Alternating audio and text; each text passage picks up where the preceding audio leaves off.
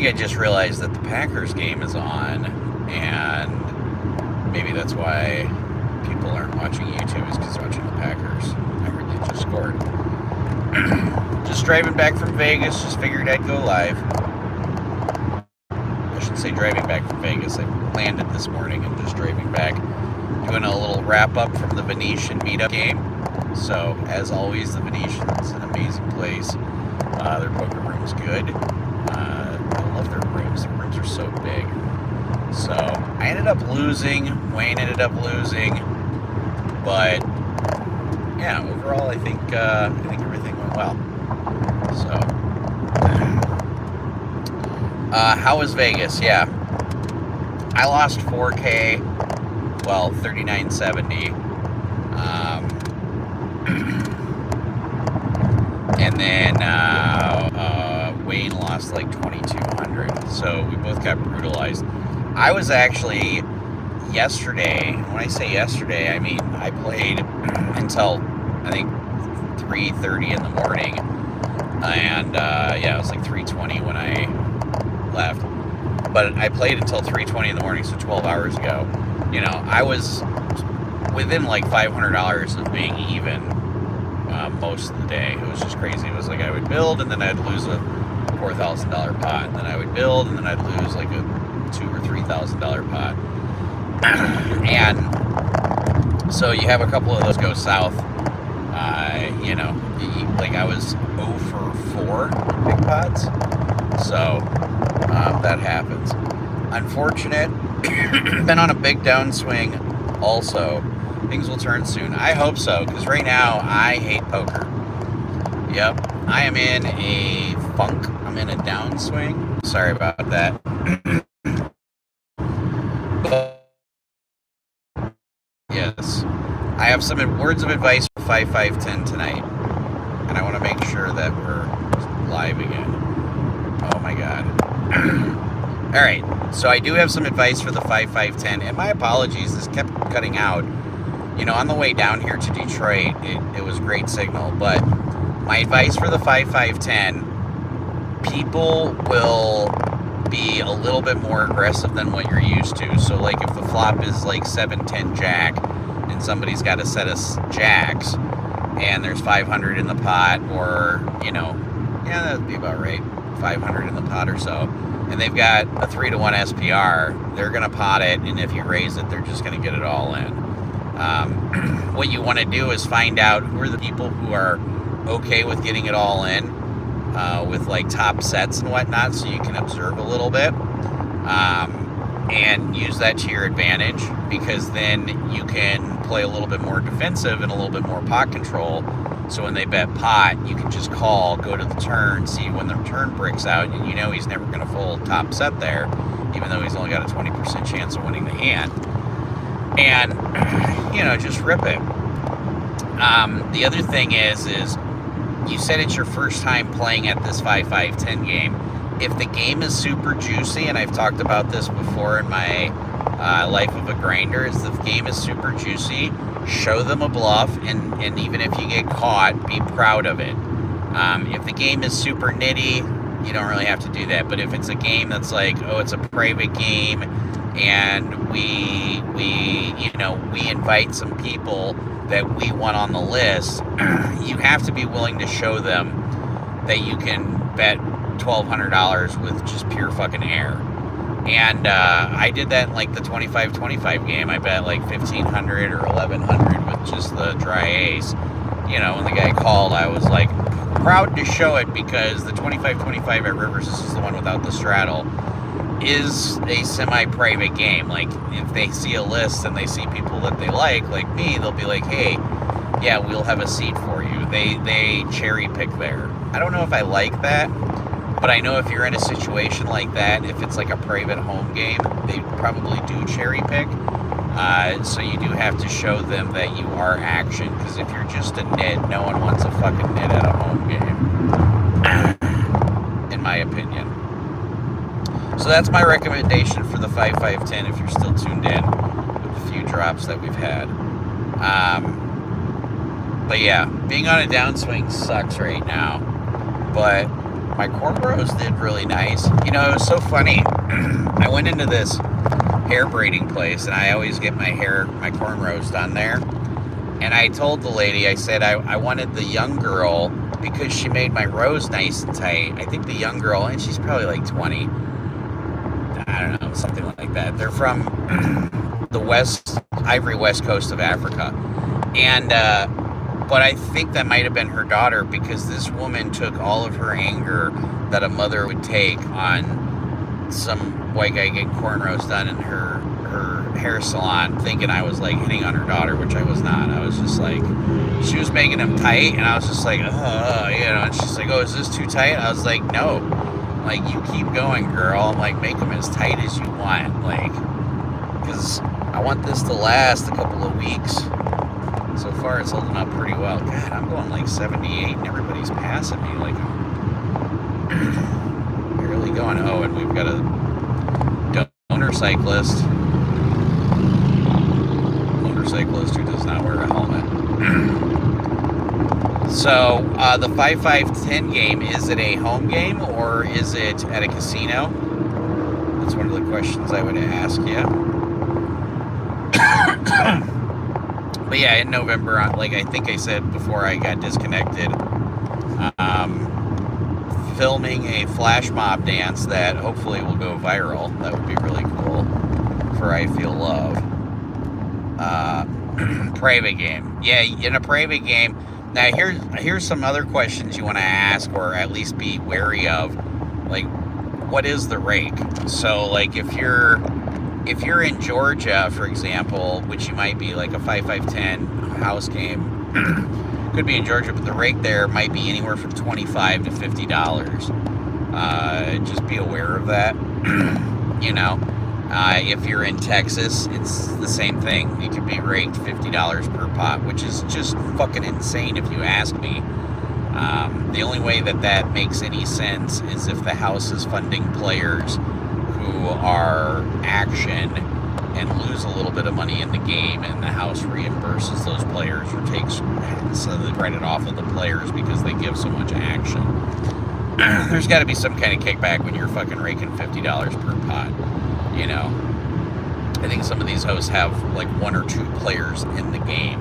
So that's the other thing you have to just be cautious of. And I don't know how well you know these guys in this private game, but be cautious that if you go into a 9-handed game, that the host plus 2 players might barely be playing with each other, but they're basically playing out of the same bankroll. And again, this is shit that other poker players are not going to tell you about. But I know this happens for a fact in some house games. Like, maybe I've been to them, maybe I haven't. But you know, when you realize that, like I said, they're not necessarily cheating because they're just playing with the same bankroll. So I don't think that's collusion at all. But it makes you play the players a little bit differently. Like, if you can recognize this is a house player and this is a house player. And usually house players have a lot of credit. Like, if somebody's in for like 5K and they're like, hey boss, give me another 5K, and they just give them 5K in chips real quick. It's usually a house player. In a $400 PLO one-day tournament, and I have to read your messages, but make sure I'm driving safe. Pardon me. So let me pick this up so I can read it. Because putting on sunglasses when you have cornrows, it's interesting. You don't want to take the sunglasses off at all. Playing at Champions Poker Club of Houston,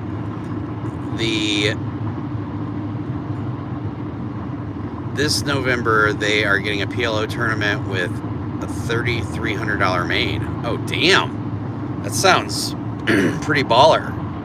But I'm trying to take November off. Kurt, you're not doing a good job of letting me take November off. Maybe this could be the change to my downswing. Wayne and I have been talking about how we need to go to Texas, and we're really planning on Texas like sometime next year. I think we're looking at either February or May. I can't remember. Right now I don't have the calendar in front of me. But yeah, a $3,300 main, and obviously they have flights, right? They have like milestone flights, so you buy in for $300. Once you get to like 11x stack or 10x stack, you buy in for $330, and once you get to a 10x stack, they just pick you up. If they don't have that, you need to suggest that to them to have flights or milestones. Definitely happens in this game. Okay, so you know that you're going into a private game where players are playing out of the same bankroll. Now, that's perfectly fine, as just make sure that they're not colluding. But most of them, my experience, don't. But yeah, they're probably. Do you know what the rake is? Because that's one of the biggest questions. On the rake, a lot of times you can't beat the rake in those private house games because they are raking so much, because they're issuing so much credit to players and sharing the action with the players. Basically the house is just there to generate rake. If you're curious how much rake takes out of a poker game, and again, this is not shit a lot of poker players will talk about or vlog about or make public, but if you're taking $50 rake out of a poker game per pot, you're taking out somewhere in the neighborhood of $11,000 to $15,000 per fucking night out of the game. If your game goes like 12 hours, which those games usually, sometimes they go like, I had one guy who invited me to one of the games and they had 2 tables going with $50 a rake per table, and I was just like, Jesus, I'm like, this needs to come with a prostitute and a couple of 8 balls. Like, I probably could have asked for that. Maybe they would have provided that. I didn't, though. But, when you're getting that much, and I know the excuse they were using at the time is they said, well, we have to take an extra 25 out of the pot for security. Maybe security does cost that much. If that's the actual cost, it's worth every penny, because I've been robbed at gunpoint at house games. But I have a hard time believing that half that money goes towards security if you're picking up what I'm putting down. All right, so it's a $10 rake. Okay. Yeah, a $10 rake's not bad at all. $10 rake is beatable in a 5-5-10 game. That's a really good sign, because it means that the house guy isn't necessarily there just to fuck everybody over. He might end up taking like $2,000 to $3,000 per night, but when you figure he's providing the security, he's providing the game, the table, the chips, the players, like, he earns that. He earns every fucking penny of it, because I've hosted that plenty of times. Hosting is a chore. It really is. I mean, we just hosted the Grand. It started at 2 on Friday, and I think it ran until 4. We got down to 3-handed. I ended up losing. I was up like $2,000, and I lost a $2,600 pot with ace, queen, jack on a queen, jack 3 board, and we ran it twice. Funny. We ran it twice, and he got a diamond both times. We did 2 turns and 2 rivers. But yeah, that was a funny one. So yeah, I even lost some of the big pots yesterday. But yeah, hosting is exhausting. Like, don't get me wrong, I love hosting. Wayne loves hosting, but it does drain a lot of energy out of you, and that's just part of what we do. That's why we get paid the big bucks. PUBG going on. I don't know what PUBG is. Is that poker related or football related? Not sure. I'm trying to get you guys back in here. There we go. There. I just gotta cover the sun for you guys. But yeah, let me know if you guys have any questions. Like I said, I'm driving back home from my flight in Vegas. I took the 7 a.m. flight, so that way I would be home at a reasonable time. And I think the price difference had to be at least $600, because I factored in, instead of, like, if I just flew straight from Marquette, my total travel time there and back is approximately 12 hours. Like maybe it's like 14 hours with the layover. And if I drive and then fly, my total travel time is around 27 hours. So I'm literally, the 13 hours, I don't think it's worth it. I think it's $600 for 13 hours. Yeah, that's probably worth it. When you're in a downswing, I think that's worth it. If I was in an upswing, it probably wouldn't be worth it. But sometimes you got to save money where you can. So I'm going to be humble about it. So yeah, that's worth it. Bro, where are you from? Oh, I live in Upper Peninsula, Michigan in the summertime, and then I live in Florida, Ocala, Florida in the wintertime. So I'm a dual resident or a snowbird. But I travel, believe it or not, I travel probably 200 days a year.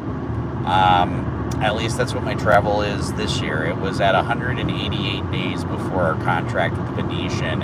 And I think with the extra 12 days, it put me over the edge of 200. And then I added like another day or two that, wife and I were traveling and stuff. So yeah, I've traveled 201 days by the end of this year. So I play all over the place. I've been in 156 different poker rooms. And I've been in some of the best ran poker rooms, and I've been in some of the worst ran poker rooms. And, it's one of those things where at the end of the day, you just, the consistency is what, like, a lot of players look for in a poker room. So, like, we're trying to build that PLO game at the Venetian and have it be consistent. And the nice thing is since they've reopened their poker room, and we've been doing these, PLO has been going there daily, and then the double board bomb pot has been going there like 5-6 times a week, and then the mix goes once a week. So, and then Big O's going as well. So it is getting more known that the Venetian is a good place to play PLO, which I think is great because that's what they're paying us to do, and that's what we're working on doing. So. And the staff at the Venetian is very professional and really a great group of guys for the most part. So I went to Bible camp in Little Lake, northern UP. Yeah, I know exactly where that's at. That's right off of M35. And that Bible camp still exists today. Matter of fact, weird story. The guy that I have a contractor's account at Lowe's, because I have a bunch of Airbnbs, and my guy that was in charge of my account ended up leaving Lowe's to go teach at that Bible camp. Crazy. See?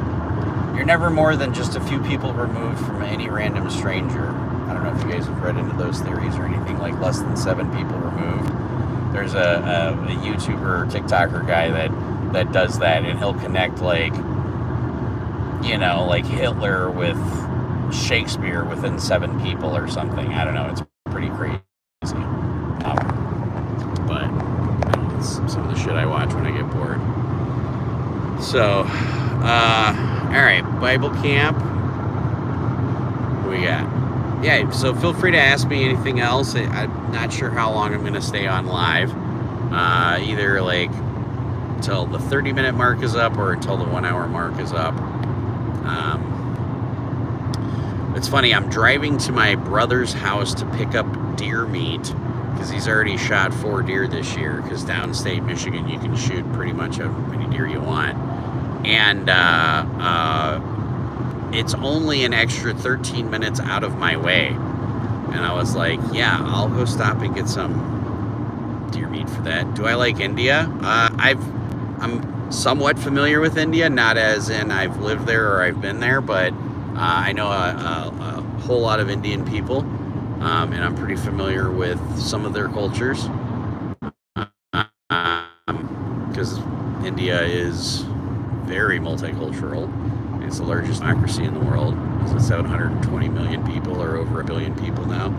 So I actually had a couple shout outs from India. I had one guy, he ended up winning like an online PLO series. And this was like, I think 3 months after I started vlogging. And he was like, I owe a lot of this to the PLO Professor. And I was like, holy shit. I'm like, that's a great shout out. And my views from India went up substantially. I remember watching it that week. I think I went from like 1,200 subscribers to like 25 or 2,600 or something like that, like all within 1 week when this guy gave me a shout out. I was like, holy shit, it like almost doubled my subscriber count. So yeah, I'm familiar with it. I've got a lot of subscribers in India, but there's nothing wrong with that. Why did you ask anyways?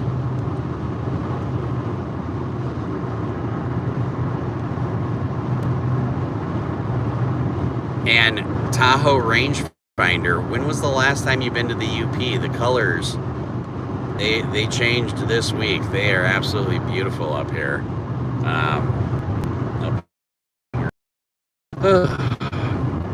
Yeah, like 6-hour drive, but once I get close to the bridge, there's no service. One thing Wayne learned when he was up here in the UP was, yeah, places in the United States exist where you actually lose cell service. I don't think you lose cell service anywhere on the whole West Coast. Maybe when you're driving through the desert.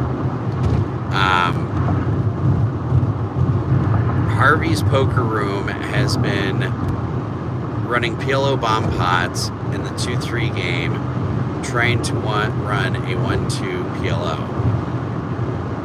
Okay. Where's Harvey's Poker Room? Is that in Vegas or Harvey's Poker Room? I do not know. What's really funny, haven't seen 1983 reconnecting. Oh, the joys of live streaming while driving. All right, I think we're back. Yep, we're back. Yeah, since 1983, a couple of things have changed in 41 years. We got a McDonald's. No, that's a Uber joke if you know what I mean. But, yeah, wow. You just hated me that much. You're like, nope, I was there 41 years ago. Fuck that place. Can't pay me to go there. I mean, that's okay if that's how it is. You know, I get it. The winters, you know, when we were watching Game of Thrones and they're like, winter is coming. The only people who understood that were Alaskans and Yoopers. Maybe a couple of people in Montana. Okay, I know you guys get harsh winters with the strong winds. But, like, winter is coming. Like, I know winter is coming. I'm going home. I'm winterizing my house, my deck. I'm taking all my yard shit out, putting it up in my garage. Oh, I got a honey-do list to do when I get home. This is going to be a fun week. Get stuck 4K, come home, don't even have anything to show the wife except, hey, honey, I was gone all weekend and I pissed away $4,000. I think I'm going to go put the outdoor furniture away now. You moved to Tahoe in 89. Oh. Yeah, you know, you could tell Harvey's Poker Room if they wanted to do a meetup game with us, have them reach out to us. You know, see if we could get the PLO established. Because one of the things, like, Wayne and I do, even with, like, this mixed PLO that's in Vegas, we have, like, 50 people in this group chat, so that way we can coordinate when the game starts, what the blinds are, we take a vote from everybody, and, like, Wayne and I manage that, and that's okay. And you got to have somebody who can do that, for example, for Harvey's Poker Room, if you guys are trying to get a PLO. So it's one of those things where, like, I mean, if they wanted to, they could contact us and we could coordinate that, do a meetup game over there and see if we can get an established PLO game going. I mean, that is what Wayne and I do after all. But maybe I'll give them a call. Yeah. Yeah, I've been to, I don't know if I've been to Tahoe. I've been to Reno. But I'll give him a call. Harvey's Room in Tahoe. Pretty much all the poker games I play have WhatsApp group for it. Yeah, they should. They really should. I completely agree with Jitsu. It's like, why wouldn't you? It's encrypted, and then you can talk shit. Like, I have people ask me all the time, they're like, well, aren't you worried about somebody trying to poach players? And it's like, no, because if you run the best organized group, for example, for Mixed PLO in Vegas, and I know there's even a Facebook group called Mixed PLO, or Mixed Games in Vegas, which I'm a member of because I Mixed PLO game there. Again, it's just one of the things they pay us to do, rightfully so. But it's I mean, WhatsApp. I'm never worried it's poached. It never crosses my mind. If you're running a clean ship and it's an organized group on the WhatsApp and everybody is coordinated on it, I'm not. They know where the best hosts are, and I truly feel like Wayne and I mean, we bought everybody dinner twice in a row because they gave us like $425 in food, and we literally spent $320 in food comps on 2 dinners for the table. Like, we ordered dinner for the table one night and then we ordered it for the next night, and it was like, I think that's pretty for a house instead of like us going out for a steak dinner. Now, I'll be honest, if we were both up like 2,000 for the trip at like 8 o'clock on a Saturday, I think Wayne and I probably would have gone and had a steak dinner. But at 8 o'clock on Saturday, Wayne and I looked at each other, and I was like, I'm hovering within 500. Wayne's like, I'm stuck 1,200, and I just said, yeah, go ahead and order the dinner. Like, that's how you know you're stuck. Is you're ordering dinner while playing poker. But yeah, some of these houses, huge breaks. Glad to see. So that's this month. Must be late this month, is my guess. Is it in like 2 weeks? I know that he was going to be doing some tournaments.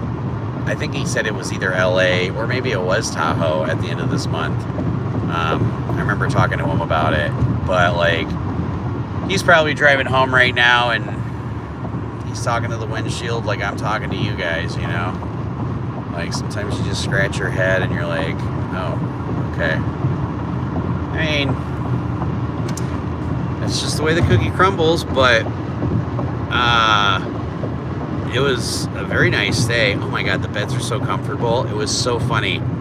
I got into Vegas on Thursday night. Wayne picks me up. I know I'm going to get my cornrows done on Friday morning, and I go to bed right away. And my brother Flounder texts me. He's like, hey man, are you partying all night? I got to Vegas at like 9 o'clock Vegas time, which, keep in mind, is like midnight my time, and I was tired, traveled, drove 6 hours and flew. So I was just like crashed.